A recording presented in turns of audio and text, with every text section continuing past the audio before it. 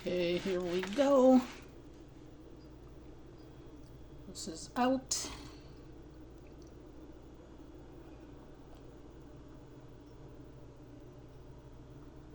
And these are going to be filled with pastry cream and any other thing I feel like stuffing them with.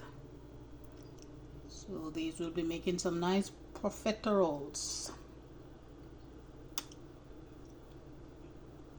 Bye. Okay, this is my setup for a pot de choux, or in other words, choux pastry. Okay, so I'm gonna do a medium batch, and I'll be taking you along. So what I have here is 2 ounces of butter, half cup of water, and a half cup of flour,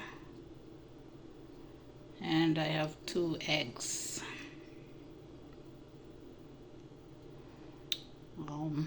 Missing is a 1/8 of a teaspoon of salt.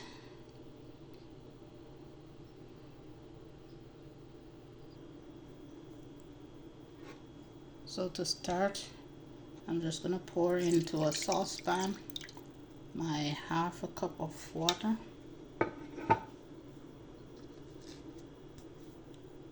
and my 2 ounces of butter.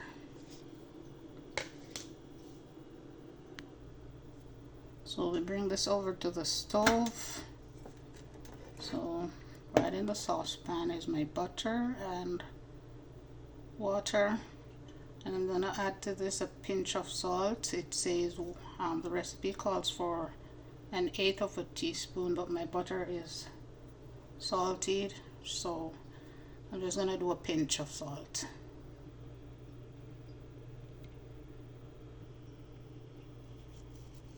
Okay, so yeah, so that's just a pinch of salt. You could omit it because this butter is salty. Yeah, so this is on medium heat, and we're gonna bring this water to a boil. Want to make sure the butter is melted and the water comes to a boil for the next step. Okay, so the water is boiling and the butter is melted, so we go in with the flour. My wooden spoon is a little too long for this saucepan, so I'm gonna go in with all the flour.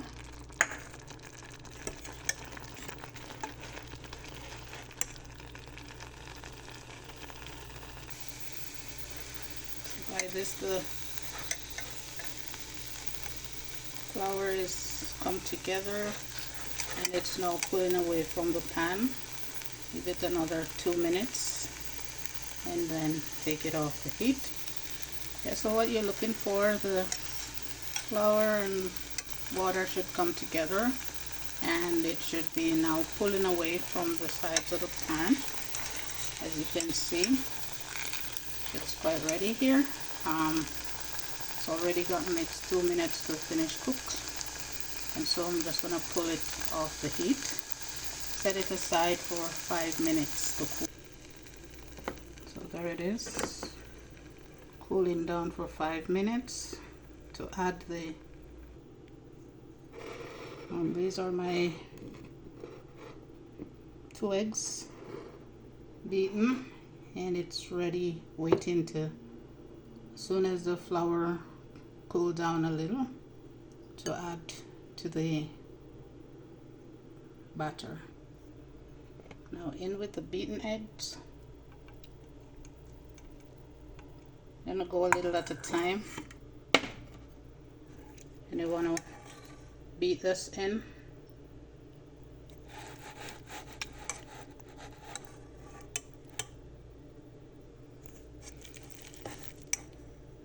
And we add some more.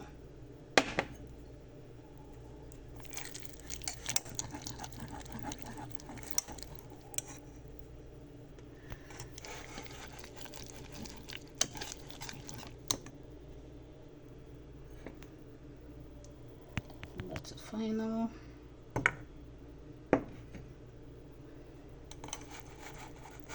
You want to beat this, whisk it in, beat it until it becomes really smooth. So as soon as it comes to a glossy look like this, then should be ready to pipe. So it's not too stiff, but it's not too runny either, and it is smooth. But my oven is already preheated at 425 degrees Fahrenheit, and it's ready and waiting.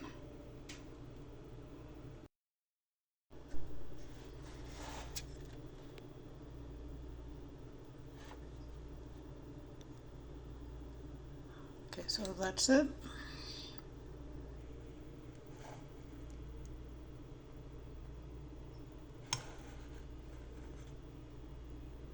That's the consistency I'm looking for. We're going straight into a piping bag and on a baking tray, and that's it. So in this I have my piping bag. It's the tray that is pre-lined and ready to go.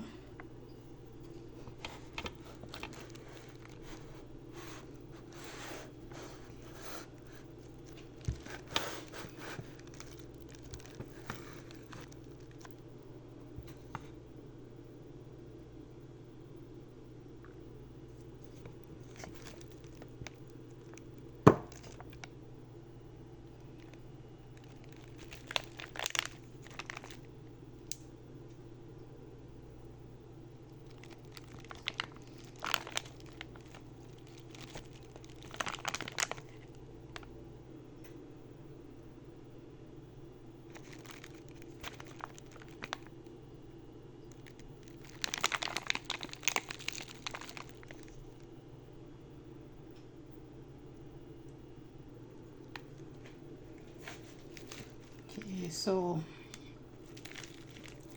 this is it. And then we go evenly onto the baking tray like that.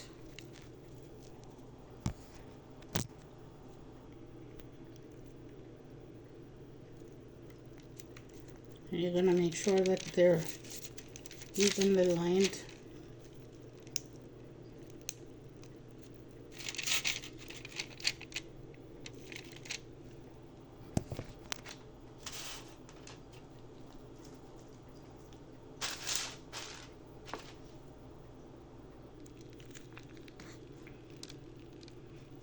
Now I don't have to do all of this in one tray, but I'm a bit lazy to get.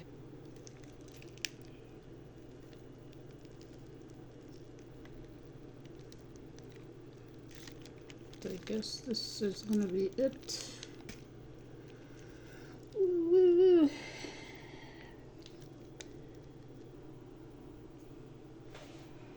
Okay, so that's that.